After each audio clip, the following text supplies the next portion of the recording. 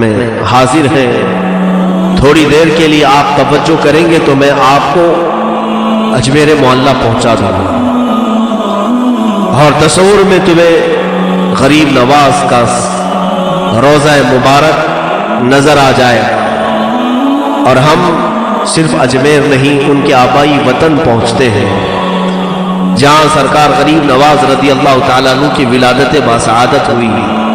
سنجر کا وہ علاقہ غریب نواز کے والد گرامی سید غیاث الدین رضی اللہ تعالیٰ عنہ اور ان کی والدہ بی بی ام الورا دونوں حافظ قرآن تھے، دونوں عالم تھے، ماں بھی اور باپ بھی. اور یہ تقریباً 537 ہجری کے قریب کا کچھ واقعہ ہے. سنجر کا علاقہ مشہور تھا، پورے کے پورے علاقے میں جو لوگ رہتے تھے وہ کوئی ایسا نہیں تھا جو تہجد نہ پڑھتا. پورے گاؤں میں اس سنجر میں جہاں پر غریب نواز کی پیدائش ہوئی، پورا علاقہ تہجد گزار تھا. تہجد میں کسی کی قضا نہیں ہوتی تھی، اس میں وہ لوگ کمپٹیشن کرتے تھے، سبقت لے جاتے تھے. ایک رات ایسی آئی 13 رجب المرجب تاریخ یہ بتائی گئی ہے، 13 رجب کی تاریخ تھی اور آسمان پر آدھی رات میں ہی سفیدی ظاہر ہو گئی اور اتنی سفیدی سی آئی کہ لوگوں کو گمان ہونے لگا کہ صبح صادق ہو چکی. صبح کی سفیدی جیسے نمودار ہوتی ہے، آدھی رات میں ہی سفیدی ظاہر ہوئی.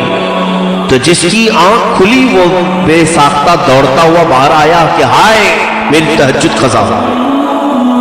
سوئے ہوئے تھوڑی سی آنکھ کیا لگی کہ آنکھ کھلی تو دیکھا روشنی ہے، اور جب صبح کی روشنی آ گئی تو تہجد کا وقت ختم ہوا.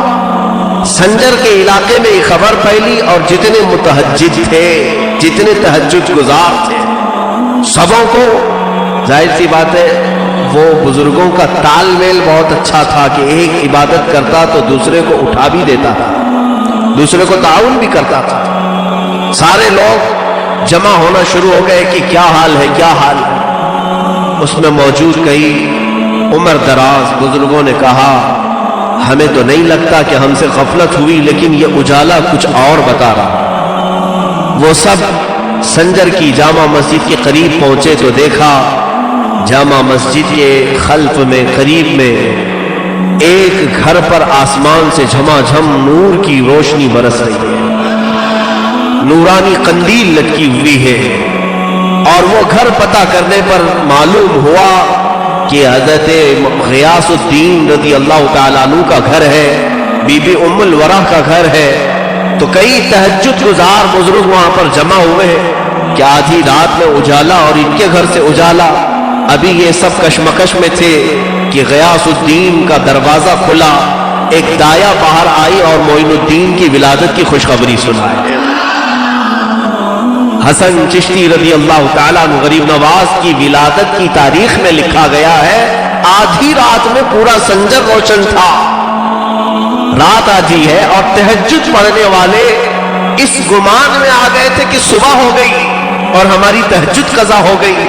لیکن پتہ کرنے پر، جانکاری حاصل کرنے پر یہ معلوم ہوا کہ یہ نہ صبح ہوئی ہے نہ سفیدی ہوئی ہے، بلکہ یہ کوئی اور صبح معین الدین لے کر کے آیا ہے.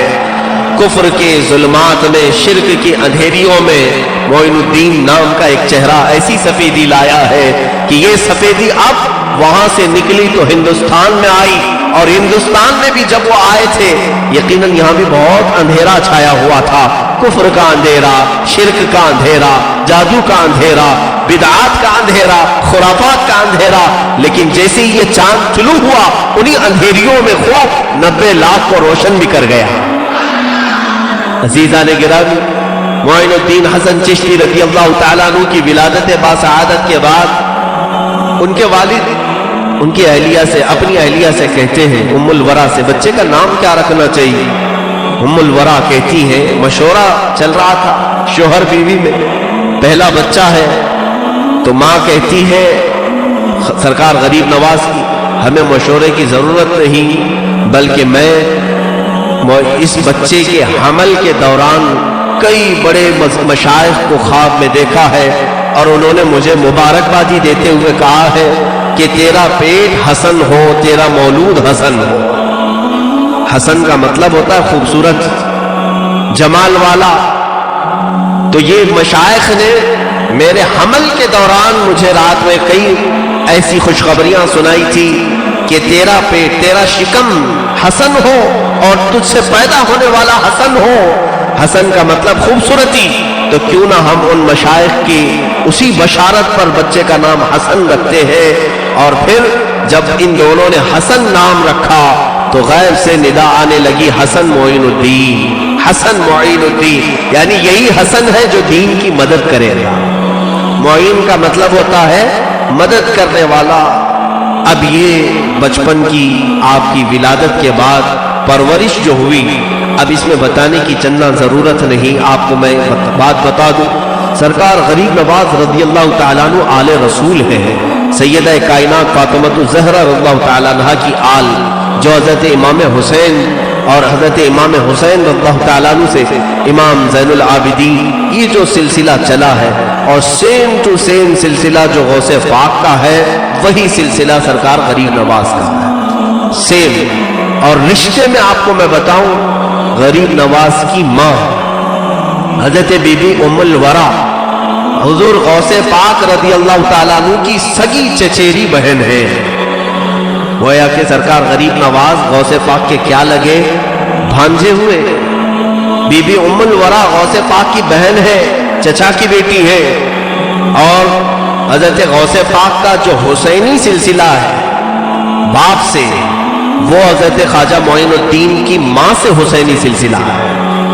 اور غوث پاک رضی اللہ تعالیٰ عنہ کا والدہ ماجدہ سے حسینی سلسلہ ہے، اور ان کا والدہ ماجدہ کا سلسلہ حسنی ہے۔ دونوں میں اتنی مشابہت ہے کہ وہ حسنی اور حسینی سید ہیں، اور یہ بھی حسنی اور حسینی سید ہیں، نجیب الطرفین۔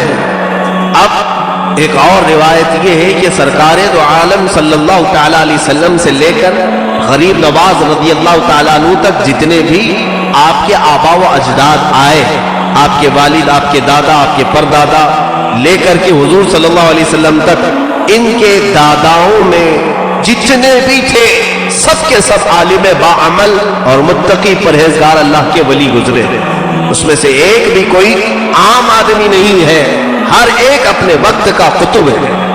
ظاہر سی بات ہے حضور پاک صلی اللہ تعالیٰ علیہ وسلم کی وہ امانت جس گھر میں قطبوں کے ذریعے سے، اقطاب کے ذریعے سے آئی ہو، تو پھر اس کی تربیت کس شان سے ہو رہی ہوگی۔ آپ بچپن میں ہی حافظ قرآن بنے، سرکار غریب نواز رضی اللہ تعالیٰ عنہ کا سب سے پسندیدہ مشغلہ قرآن کی تلاوت، کہیں پر بیٹھے قرآن پڑھتے تھے، گھر میں بیٹھے قرآن، باہر بیٹھے قرآن۔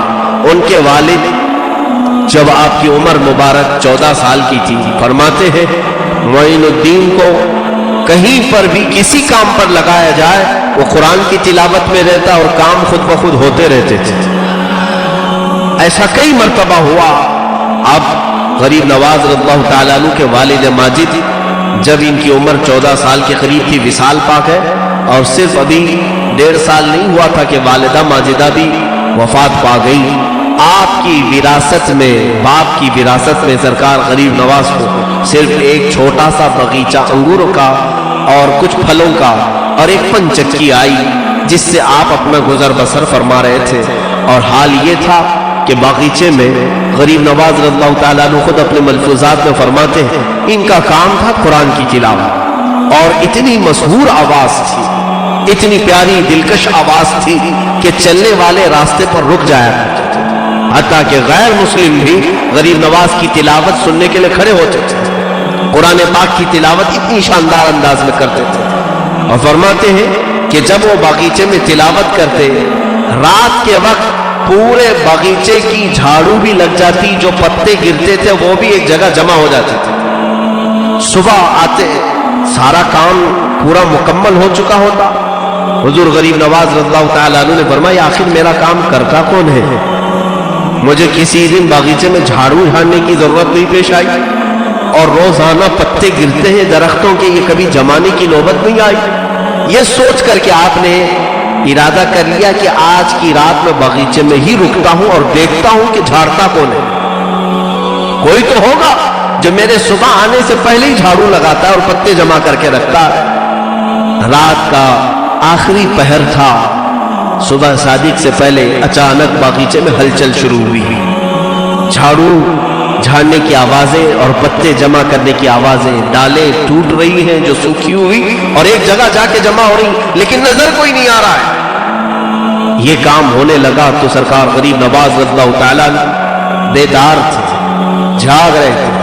آپ قریب چلتے ہوئے آئے. توجہ چاہتا ہوں, آپ نے آواز دی کہ جو کوئی بھی ہے دوست کو دوست سے پردہ نہیں کرنا چاہیے.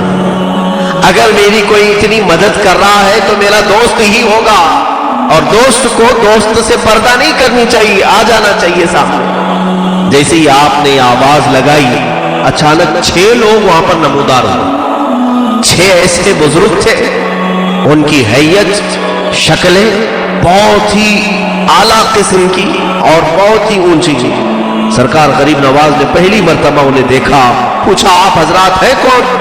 تو انہوں نے کہا ہم سب جنات ہیں. جنات ہیں. ان کی عمریں کئی 100 سال کی تھی. کہا کہ بچپن سے آپ اپنے والد کے ساتھ اس باغیچے میں آتے ہیں اور آپ قرآن کی تلاوت کرتے ہیں, تو ہم آپ کا قرآن کا تلاوت کرنا برسوں سے سن رہے ہیں, اور آپ کا سن کر کے ہمارا قرآن صحیح ہو گیا ہے. ہم قرآن پڑھنے میں تجوید میں غلطیاں کرتے تھے. جب سے آپ کی تلاوت قرآن ہم نے اس باغیچے میں سنی, ہماری تلاوت صحیح ہوئی, ہماری تجوید صحیح ہوئی.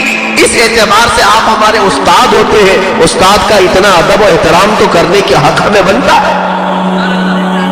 آپ کے باغیچے کی اگر ہم رکھوالی نہ کریں تو پھر کون کرے؟ ہم آپ کے شاگرد ہیں قرآن کی تلاوت کے اعتبار سے.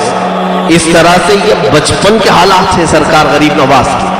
لیکن کوئی چیز آپ کو غرور اور تکبر میں کبھی مبتلا نہیں کی. جسے کوئی جن آ کر کے کہہ رہا ہو کہ تمہارے کام میں کر دیا کروں گا, وہ پھر فخر سے کیا کیا سوچ لے گا. اب تو جنات میرے قبضے میں ہے, ڈراؤں سب کو.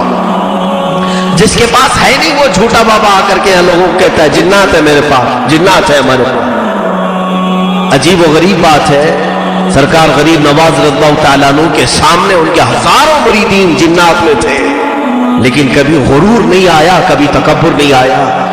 اور پوری زندگی پاک میں کبھی آپ نے جنات کی مدد نہیں لی. یہ ثابت کرنے کے لیے کہ جنات کو اللہ نے انسانوں کے بعد کا مرتبہ دیا ہے, تو اللہ نے جب تمہیں اشرف المخلوقات بنایا ہے تو تم سے جو ادنا ہے ان سے کیوں خدمت لو؟